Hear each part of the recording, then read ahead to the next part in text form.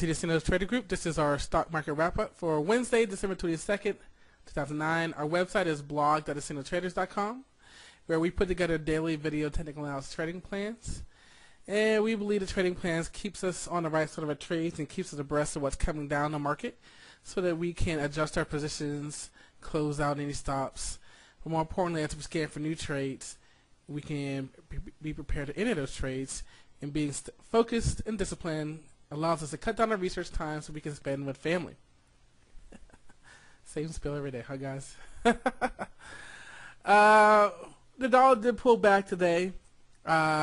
Maybe that's what kept us from free falling. We did have a good push off the open, and then maybe that's what helped us pull back up to break even. But overall, obviously today was a blah day. Personal income spending rose less than expected. That's part of what really put our initial push down off of the open.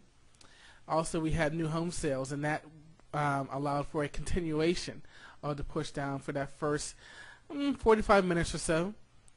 Once again, we had fewer than a billion shares traded on the NYSE. On average, we trade about 1.2 billion shares, so we had about, that's the 50-day average, and we had about 8 million shares. So you can see again, people have begun to head for the Hamptons, I guess. 8 of the 10 sectors in the positive. Healthcare and financials were the two sectors that did not end up positive territory. It's not too often that we see the S&P up that number bigger than the Dow, so that's what I said. But it's also noticed to see a little diversion to see that the Nasdaq actually wasn't so bad today, as it was up 16.97. It's actually not a bad day. But again, in light volume, this shows you how things can move more than they're supposed to. Things can get a little out of whack in lighter volume. No earnings, no upgrades to be concerned about. Tomorrow, we do have initial claims on durable goods. Maybe that will move the market. Remember, tomorrow is a half-day session. Tomorrow is a half-day session closing at 1:30. So, again, we know that any move for the past month has only been at the open anyway. But consider not trading. Consider spending time with your family, or trading off a simulator. So as we look at the overview, we can kind of see that off the open we pushed down, and then we did the consolidation rise for the rest of the day. What's real interesting, and again, this 10 o'clock time frame push down was the new home sales, and that's what pushed the market down. What's interesting is that for the past month, the Dow's really been taking leadership, but you can see today it really was the Nasdaq. Even the S&P 500 wasn't as bad as the Nasdaq. As the Nasdaq went into negative, did its best to stay above it for the rest of the day. Still positive on the advanced declining, still positive on the new highs, still above the 20.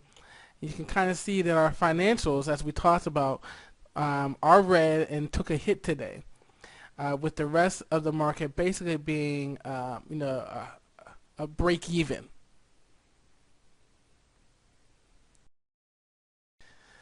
I guess out of obligation, I'm showing you our internals. Obviously, the volume's down. Was bullish breath, but we really can't take much into what today is going to be. As we already said, volume was light. And if you take a look at right here at our NYSE volume, you can see Monday 800, 500, 400, and that's just the up volume. Same thing with the down volume. The numbers are getting smaller, and I can show you. Look at our total: 1,900 and then 772.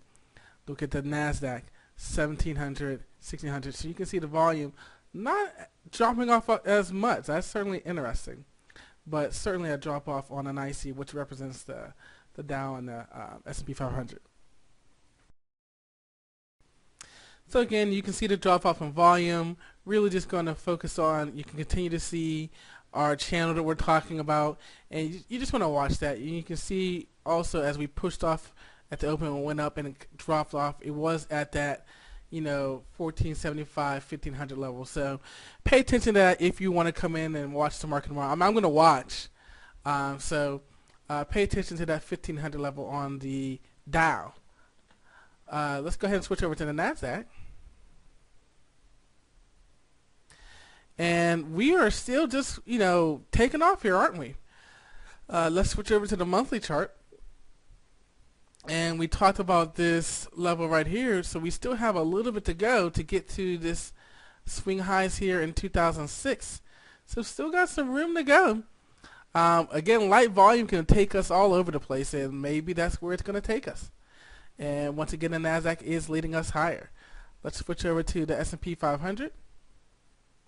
What's interesting about the S&P 500, you guys can't see this, but over here on the left that you can't see, I kind of have things sorted out, and this is the first time ever that the S&P 500 is below a stock. It's basically looking at the average daily range, and we have a stock, Baidu, that's beat out the S&P 500. First time ever in my little view here. So here we can see the S&P 500 is kind of breaking above this range that we were talking about with all the wicks. Again, the light volume, so you have to be a little skeptical. We'll switch over to the monthly view just to see what's up there. And again, we're still looking at that 50 moving average. As we move to our educational portion, using the book Trading as Zone by Mark Douglas, we continue to end our discussion about the emotional risk of trading. But we're going to end this part when we talk about the last 2 days we talked about the 5 truths. And although you can't expect anything from the market besides for the market to do something, you can put yourself in a position to have the market go in your direction at a high percentage. Again, no matter how good your edge is, your edge, as we talked about before, is your system, your trading plan. It's your chart patterns that you look for. It's your indicators that you use for confirmation. No matter how good they are and how well they work together, the market does not have to honor that. And so you can't expect to be right all the time. But what you can do is know what happened the last time the market entered this price level. What happened last time the head and shoulders pattern forward? What happened the last time we hit 1100? All these things you can know. And in addition, you can know how much you're willing to find out if you're right. If this time this edge, this system will work on your behalf. How much are you willing to risk? Every time you enter a trade, you should know what your target is and what your stop is. My stop is entered as soon as I execute my trade. Some people put the buy stop, sell stop in before they actually put the actual buy order in, limit order in. You should know what that is. And most importantly, being stopped out is just the cost of doing business. It's not some type of hesitation, internal conflict. It's the cost of doing business. Being stopped out doesn't mean you're wrong. It just means this is just my HOA fee for the month. It's my membership fee. But it's just the cost of doing business, and it should not cause you internal conflict. As always, we talk about our trading room. Alex did a good job today. We made money.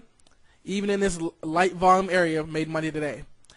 Our E-mini broker, E-mini's low is $300. Just not going to find that. And some free content if you go through us. And our futures trading plan to help you bring it all together. Thanks, guys. Happy holidays. Enjoy the couple days off. And I will see you guys next time.